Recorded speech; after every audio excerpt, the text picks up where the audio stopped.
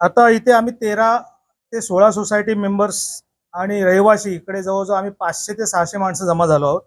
ही केडीएमसीच्या लोंढे साहेबांनी आम्हाला नोटीस पाठवलेली आहे. आम्ही इथे सगळे 2004 पासून राहतोय.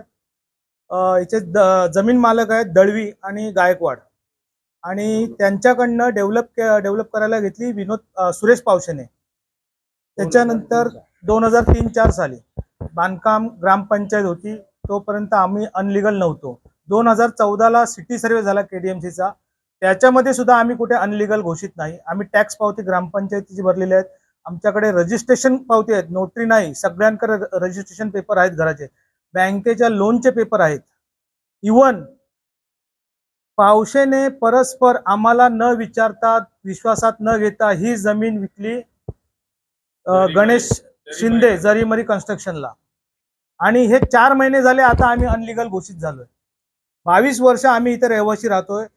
जो माणूस महाराष्ट्रामध्ये 20 वर्ष राहतो त्याला महाराष्ट्राचा तो रहिवासी असल्याचा दाखला दिला जातो. आणि इथे आम्ही स्वतःच्या कष्टाने घेऊन 22 वर्ष राहतोय. 3 पटीने आम्ही व्याज फेडतोय. आज आम्हाला हे बिल्डर मिलीभगत करून सुनील लोंढे सहाय्यक आयुक्त अशा व्यक्तींची मिलीभगत करून नोटीस पाठवत आहेत. आम्ही विचारलं की हरीश सोपान जाधव ह्या व्यक्तीचा आणि आमच्या चाळींचा काय संबंध, तर ते बोलतात ते संबंध नाही. त्यांनी तक्रार करायला काहीतरी तुमच्याकडे कारण पाहिजे ना. कोणी उठून उद्या तक्रार करेल आणि आम्हाला अनधिकृत घोषित करेल. आमच्याकडे टॅक्स पावती आहे, घर खरेदीचे रजिस्ट्रेशनचे पेपर आहेत, इंडेक्स 2 सगळे आमच्याकडे पेपर आहेत.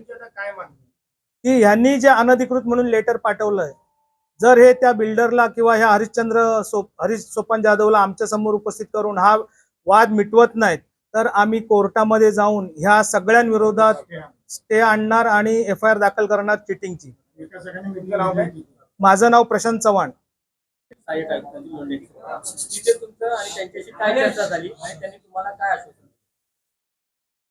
गेली 20 वर्ष आम्ही या श्रीनगर नांदिवलीमध्ये आम्ही रहिवासी आहोत.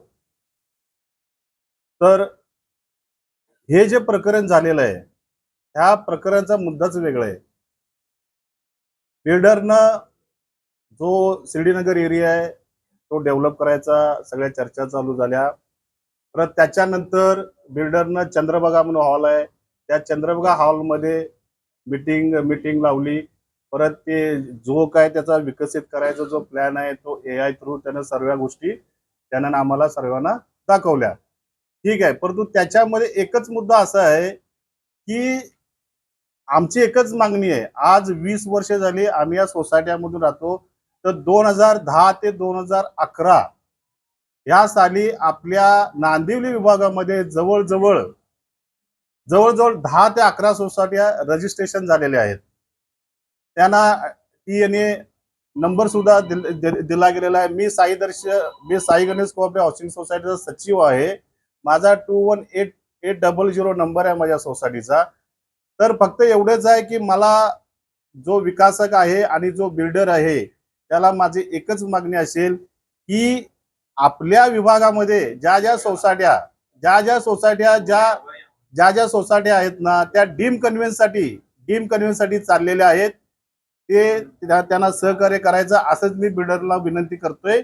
जर आपल्याला तो जर कंटिन्यू जर KDMCचं जर नोटीस पाठवून हे वगैरे जर आम्हाला जर असं त्रास देत असेल, तर साहेबांनी बोलल्याप्रमाणे माझं तेच वाक्य असेल, आम्ही उपोषण नाही तर आम्ही पोलीस FIR करू.